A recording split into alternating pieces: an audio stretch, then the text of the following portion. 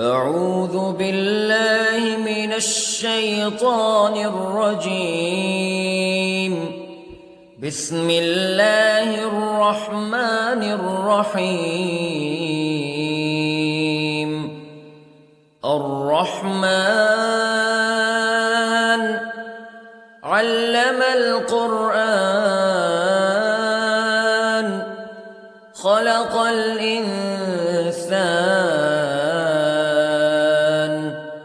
علمه البيان. الشمس والقمر بحسبان والنجم والشجر يسجدان والسماء رفعها ووضع الميزان ألا تطغوا في الميزان وأقيموا الوزن بالقسط ولا تخسروا الميزان. والأرض وضعها للأنام فيها فاكهة والنخل ذات الأكمام والحب ذو العصف والريحان فبأي آلاء ربكما تكذبان. خلق الإنسان من صلصال كالفخار وخلق الجان من مارج من نار فبأي آلاء ربكما تكذبان. رب المشرقين ورب المغربين فبأي آلاء ربكما تكذبان. مرج البحرين يلتقيان بينهما برزخ لا يبغيان فبأي آلاء ربكما تكذبان. يخرج منهما اللؤلؤ والمرجان فبأي آلاء ربكما تكذبان. وله الجوار المنشآت في البحر كالأعلام فبأي آلاء ربكما تكذبان. كل من عليها فان ويبقى وجه ربك ذو الجلال والإكرام فبأي آلاء ربكما تكذبان. يسأله من في السماوات والأرض كل يوم هو في شأن فبأي آلاء ربكما تكذبان. سنفرغ لكم أيها الثقلان فبأي آلاء ربكما تكذبان.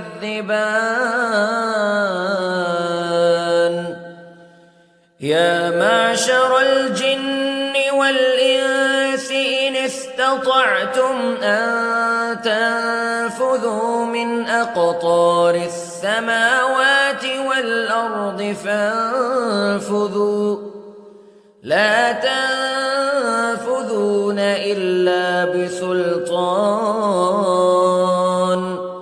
فبأي آلاء ربكما تكذبان يرسل عليكما شواظ من نار ونحاس فلا تنتصران فبأي آلاء ربكما تكذبان فإذا انشقت السماء فكانت وردة كالدهان فبأي آلاء ربكما تكذبان فيومئذ لا يسأل عن ذنبه إنس ولا جان فبأي آلاء ربكما تكذبان يعرف المجرمون بسيماهم فيؤخذ بالنواصي والأقدام فبأي آلاء ربكما تكذبان هذه جهنم التي يكذب بها المجرمون يطوفون بينها وبين حميم آن فبأي آلاء ربكما تكذبان ولمن خاف مقام ربه جنتان فبأي آلاء ربكما تكذبان ذواتا أفنان فبأي آلاء ربكما تكذبان فيهما عينان تجريان فبأي آلاء ربكما تكذبان فيهما من كل فاكهة زوجان فبأي آلاء ربكما تكذبان متكئين على فرش بطائنها من استبرق وجنى الجنتين دان فبأي آلاء ربكما تكذبان فيهن قاصرات الطرف لم يطمثهن إنس قبلهم ولا جان فبأي آلاء ربكما تكذبان كأنهن الياقوت والمرجان فبأي آلاء ربكما تكذبان هل جزاء الإحسان إلا الإحسان فبأي آلاء ربكما تكذبان ومن دونهما جنتان فبأي آلاء ربكما تكذبان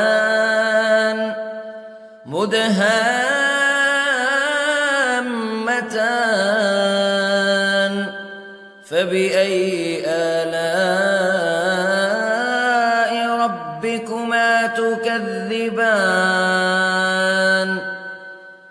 فيهما عينان نضاختان